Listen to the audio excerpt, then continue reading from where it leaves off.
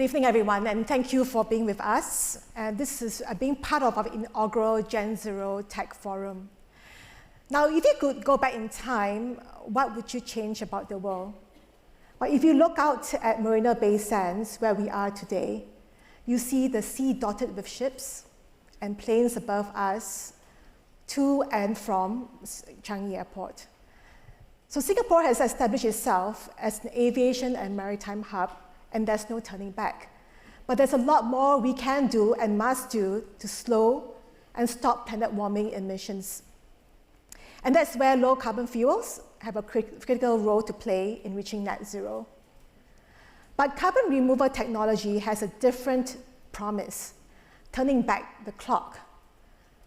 Now, the world will hit a new record for CO2 emissions with nearly 40 billion metric tons this year. In 2023, carbon removal is expected to total around 10,000 metric tons. So if we imagine all carbon removal technology as one big time machine, winding the clock back on emissions. Now, how far back in time could this year's carbon removal take us? So right now, the answer is somewhere around 10 seconds. So it's pretty clear we are a far cry from being enough to zero out a year's worth of emissions. Today's panels have offered us insights into that sustainable future. We've heard how we can leverage nature with the intervention of science and technology to accelerate decarbonization. And technology itself can drive fundamental solutions. So the question then becomes, how do we overcome viability, quality, and cost barriers to scale these solutions? Firstly, innovation is key. We must continue to invest in R&D to maximize technology development, optimize processes, and improve unit economics. Some of today's carbon removal technologies require significant energy inputs, but we've also heard how more advanced materials and processes can bring down the cost curve. Secondly, the climate tech industry requires radical collaboration. As we've heard, much of the feedstocks for SAF are bio-based, which needs to be processed and then transported to the plains.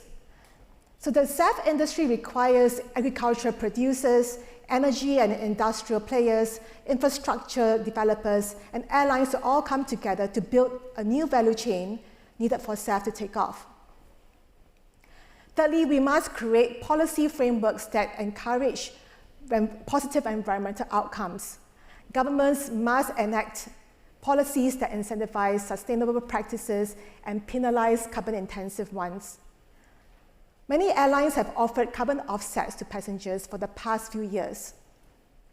But this voluntary uptake, while promising, falls short of the mitigation needed for air travel emissions. The Singapore government recently announced a levy for the purchase of SAF to achieve the target of 1% in 2026, and this should increase to 3 to 5% by 2030. This will provide the much-needed push to aggregate demand and galvanize the SAF industry in Singapore and the region. But while we have these technologies on hand, we cannot afford to hedge our bets on a single technological approach or solution. On the contrary, it is a synergy between these pathways that will unlock technology's full potential in climate action. And to bring these solutions to the market, carbon finance can play an important role in bringing down the cost curve and accelerate adoption.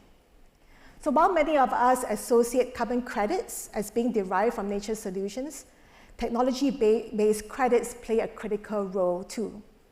So while we draw a close to today's Tech Forum, we look forward to continued collaboration for a more sustainable future tomorrow. So thank you all and have a good evening.